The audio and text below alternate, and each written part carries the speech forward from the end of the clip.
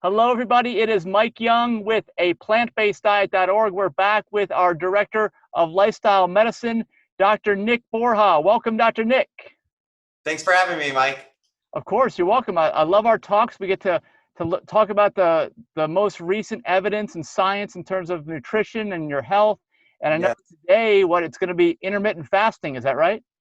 Yes. A big study, we've heard all kinds of claims associated with intermittent fasting, and it certainly is an exciting area of research, something that people have felt really provides advantages as far as reducing their caloric intake and getting healthier. So it's really nice to finally start getting some studies that shed a little bit more light on the potential advantages of the intermittent fasting technique or strategy. All right. Okay. Well, cut to the chase. What are those advantages? Well, so in this study, actually, what researchers found is they did a randomized control trial, which, as we often talk about, is the highest quality evidence we can get as far as whether or not the variable under question is actually producing the results that we're interested in seeing. So in this randomized control trial, what researchers did is they took two groups, and in one group, they subjected them basically to daily caloric restriction. But they were able to eat those calories in three structured meals as much as they wanted. In the other group, they restricted their calories by asking them to undergo time-restricted eating, which is another term for intermittent fasting. Essentially, they were fasting for 16 hours, and then their eating window was from 12 p.m., so 12 noon, to 8 p.m.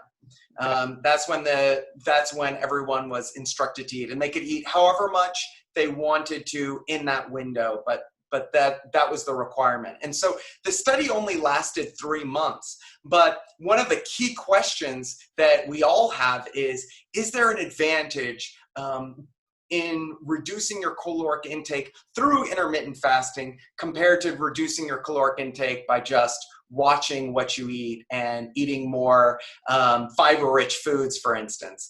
And what the researchers found actually is that in this group, in this study, both groups ate the same amount of calories, and essentially they lost the same amount of weight. They each lost about 1 kilogram over a 3-month time span. So, and on top of that, all of the markers for cardiometabolic disease, so things like triglycerides, cholesterol, markers of prediabetes like fasting glucose and hemoglobin A1C, all of those markers for cardiometabolic disease were essentially equivalent between the two groups, which indicates that intermittent fasting may have real benefits for people, but it's not clear how easy it is to generalize those anecdotal experiences that people have to the population at large. In other words, it seems as though for the population as a whole, reducing your calorie intake is probably just as effective as intermittent fasting for weight loss.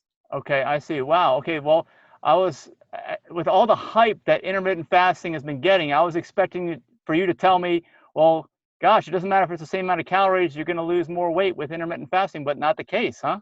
Everyone was expecting that to be the result. And what's interesting is that less than a year ago, another really well-designed study that lasted a year was done comparing caloric restriction to alternate day fasting. So instead of eat 8 hours, fast 16 hours, the setup was eat eat about 500 calories one day, then eat, extra calories the next day. So kind of and that study was a randomized controlled trial carried out for a year.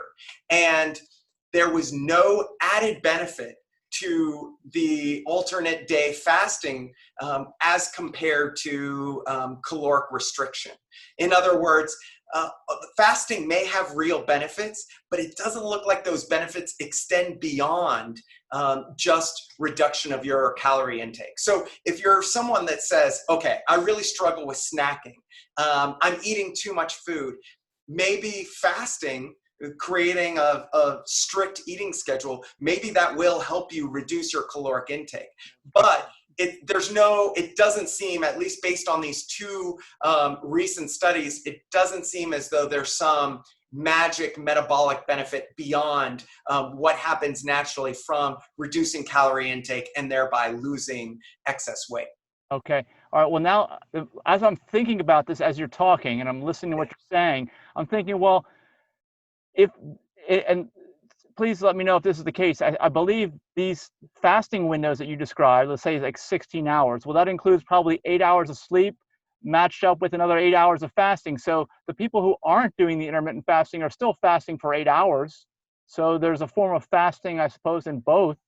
Is that Yeah, that's absolutely right. We all do a natural amount of fasting, and that may be one reason, and likely not the entire reason, but that may be one reason why sleep is so consistently associated with cardiometabolic health. There may be a baseline amount of fasting that is really important, and it may be the case that all of this extra fasting that is being done is, diminishing marginal returns. That's entirely possible. Now, this is getting, pretty far afield of, what we know. It's interesting because a lot of the excitement around intermittent fasting comes from, basic molecular biology research that found that there's all these metabolic pathways that get altered in response to fasting. But it turns out we're, such complex systems, and this is something we see often in drug trials and so forth. When you take that science that gets well established in cell models or in mice studies, and you bring them over to humans, things don't always happen, or usually don't happen as expected. So okay? Yeah, and yeah, I guess still the fasting thing. I guess the theory, like you're saying, is that I think you described it as metabolic pathways, right? Your body's under a form of stress, right, and has to use maybe some of the fat reserves it has the longer you fast. But like you said, point of diminishing returns, and some is good, but yeah, I mean, it's even more complex than that, because what happens is our bodies have a recycling system. And so by fasting, we key up all of these recycling pathways that are also associated with cell repair. So in general, you can think about it as fasting encourages our body to be a little bit more thrifty with its machinery, because it's not getting so much volume. And but again, there can be really good theoretical basis for thinking this should definitely work, but then when you put it to the test, we again don't always know what's going to happen. And this is a case where the benefits of intermittent fasting could be very real for individuals, but we've got to be careful in assuming that for everyone it's going to have the kind of benefit that some people seem to get from taking on that eating strategy. okay. Well, we can close here, I guess, with a point or a question I want to ask you about this. This study, it seems like, our studies were mainly focused on weight loss. Is that correct? Weight loss and markers of early cardiometabolic disease. So heart disease and diabetes are closely related, and of course, high cholesterol, blood pressure, all of these tend to be good, not 100% accurate, but good surrogates for developing cardiometabolic diseases. So they were looking, since 3 months is a short time frame, they were looking at these surrogates to see, is there an impact in disease risk aside from weight loss or weight loss maintenance? Okay, well, was there any consideration given to the glycemic load? I guess because I guess some of the theories out there are Yeah. that if you eat more meals, you're constantly you're adjusting that. Whereas if you're fasting, you are not making so many adjustments and backs and forths all day long, right? Yeah, and I think that gets to, this is a whole can of worms, because it kind of gets to the idea of whether or not diabetes is caused by overexposure to insulin. Is our pancreas like a muscle where the constant release of insulin exhausts it? And so then over time, insulin resistance develops because our pancreas gets overwhelmed by having to release insulin, and the insulin essentially not working.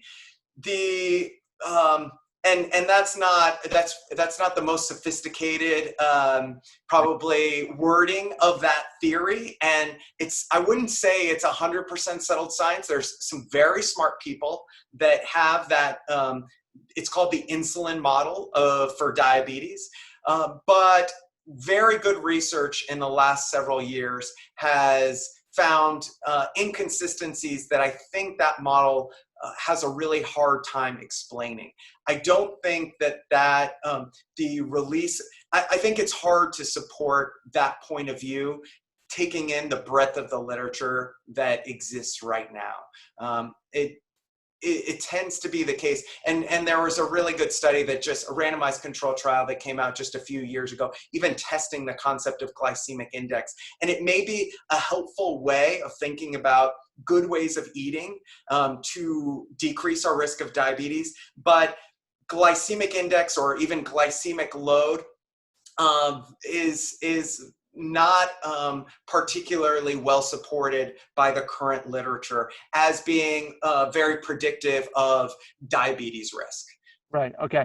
Okay. Well, I guess it could potentially impact us in other ways, right? The health. We just don't know. I think we don't know. That's absolutely right. And I mean, we know that reducing our calories, our caloric intake is helpful. And there's a million different ways of doing that. One way of doing, you can do Weight Watchers. You can adopt a whole food plant-based diet. You can do intermittent fasting. You can do low carb. There's a lot of ways that work.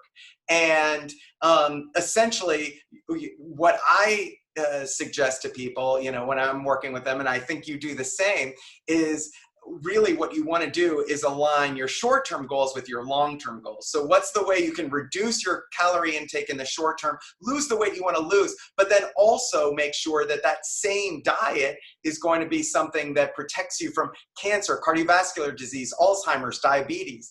And it turns out the best way of both reducing your calories and protecting yourself in the long term is a whole food plant-based diet. So, all right. So in this way, I guess, and to shorten it, it's like the quality rather than the quantity, or the way you do it. It's what does that diet consist of? So that's good to know. Yeah, I think like the key idea here is that for a while, like a quite provocative idea is that you don't need to worry about what you're eating.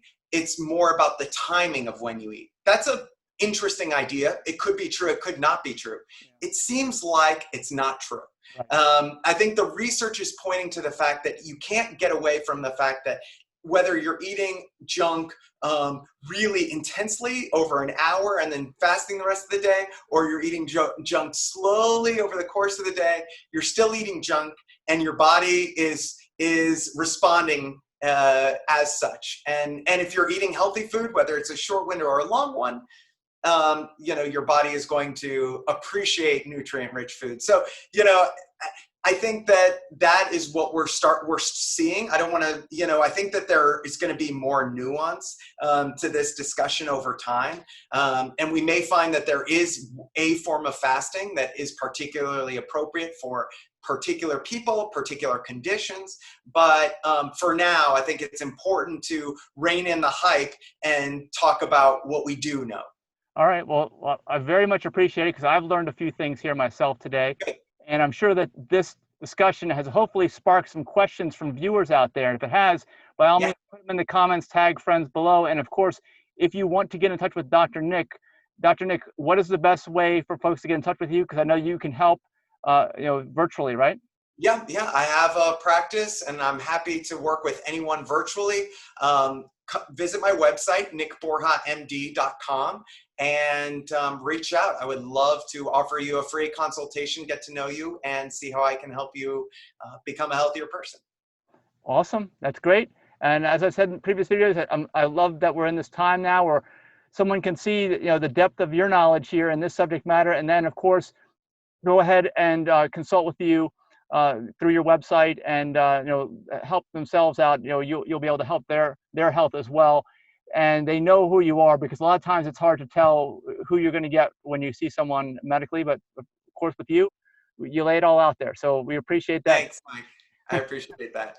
All right. Well, until next time, stay healthy, and I'm looking forward to our next discussion already. All right. Take care, Mike. Thank you. All right. Bye-bye.